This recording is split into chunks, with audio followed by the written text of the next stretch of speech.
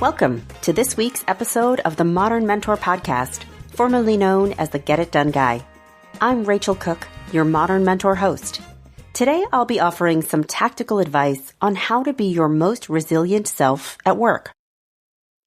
I was voted teacher's pet in my high school yearbook. Well, Matthew Silverstein and me. Suffice it to say, I hope I'm more fun to hang out with today than I was back then. Just don't ask my kids for input on that one. I remember this well-meaning teacher telling me once, Rachel, you're bound for great things, but also you need to be a little more chill. So I did what any teacher's pet would do. I thanked him for the advice, pulled out my notebook, and waited for instructions on how, because no one followed instructions better than I did. But as it turns out, that was all he had for me. Have you ever been told to be more of a thing that just didn't seem part of your nature? I'd have loved to be more chill, but just hearing advice to be so was wholly unhelpful. In the workplace, resilience is the new chill. We all know we're supposed to be it, whatever it is, but some of us need a roadmap to guide us. So what exactly is resilience, and how can we get there? I've got some answers, so just chill. Before we dive into the how, let's begin with the what. We all know it when we see it, but how are leaders in particular defining resilience? A 2015 Harvard Business Review piece describes resilience as the ability to recover from setbacks, adapt well to change, and keep going in the face of adversity. So, what are some actions we can take to enhance our ability to recover, adapt, and keep on going? Here are some of my faves. First up, manage your energy. As psychologist and writer Barry Winbolt said, resilience is not a characteristic gifted to some individuals and not others.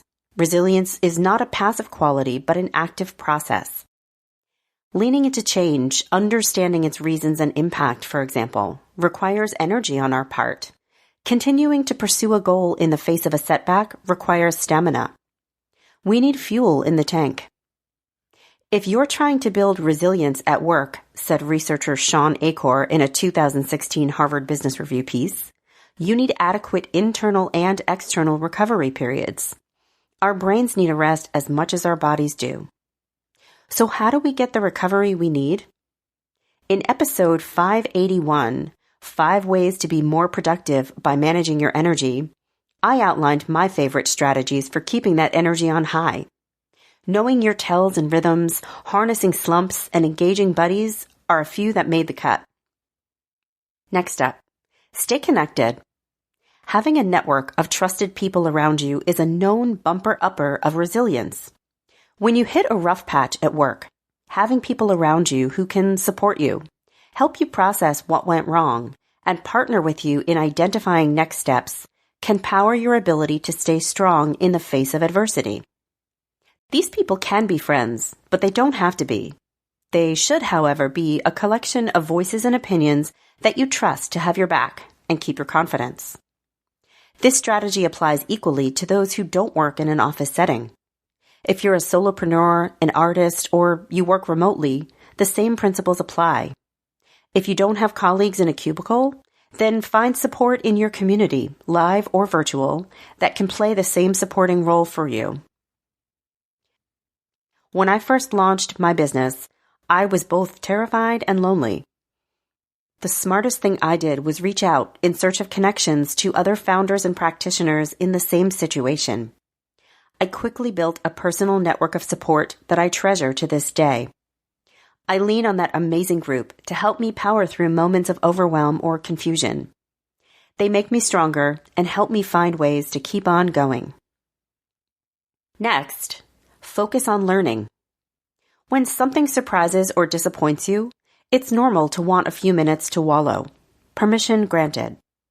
But sooner than later, it's time to switch gears and take back the reins. So you didn't stick the landing. Okay. But what can you learn from the experience, and how will you use that learning to plan for a better outcome next time? I spoke recently with a client who was having his wallowing moment after what he described as a total flop of a project he oversaw. The company had recently made changes to its compensation program. His job was to manage the communication explaining that change, so when it went into effect, employees would be clear and ready. The day came, and the change was chaotic. Employees expressed surprise and uncertainty around the changes. My client was beside himself. He had worked so hard to write and distribute detailed written communications and videos describing the changes. "So what did you learn from the experience?" I asked him. The answer was nothing yet, but I encouraged him to go out and talk to some employees and learn something constructive in hindsight. What he discovered was that while his outbound communications were helpful, they weren't complete. And what employees needed were live information sessions, meetings they could attend in which an expert on the subject could take and answer their questions real time. Questions, it turned out, he hadn't anticipated. By choosing to focus on learning over disappointment, my client was able to shift out of wallowing and into planning to build live Q&A sessions into his next change plan. And finally, lean into change. Change, as they say, is the new constant. With global markets and innovative tech startups keeping us on our toes, businesses need to be constantly looking for new ways to compete. That may mean yesterday's strategic plan is today's recycling. The thing about change is that we don't always like it. We're wired to seek constancy, the familiar and comfortable. You're not a bad person if change rattles you, but you do need to push yourself toward embracing it. We know that being resilient means being able to adapt to change. And one of the best ways to do that is to find ways to welcome change. Let's say your company makes a change to a standing process.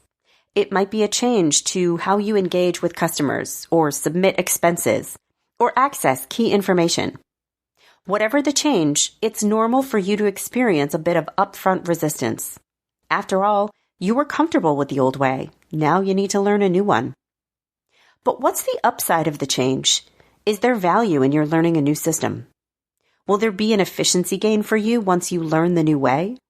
Will there be more transparency of information in the new system? There are pros and cons to every change. The more you focus on spotting the pros, the more change agile and therefore resilient you'll find yourself becoming. Remember, resilience is a trait we can all dial up when armed with the right strategies. But before you go forth, I offer one bit of caution. Resilience is a good thing, to a point. Persevering through challenging times shows courage. But powering through impossible or overwhelming moments can be dangerous. So please know yourself, set limits, and do not ever be afraid to ask for help or to say enough is enough when a limit's been pierced. I'm Rachel Cooke, your modern mentor. Have a question or an idea for me? Share it with me on the Modern Mentor Facebook page. Tweet at QDT Modern Mentor, or drop me an email at modernmentor@quickanddirtytips.com. You can also check out my website at leadabovenoise.com. I'll be back next week with some tips on how to be a great communicator when working remotely. Thank you so much for listening, and have a successful week.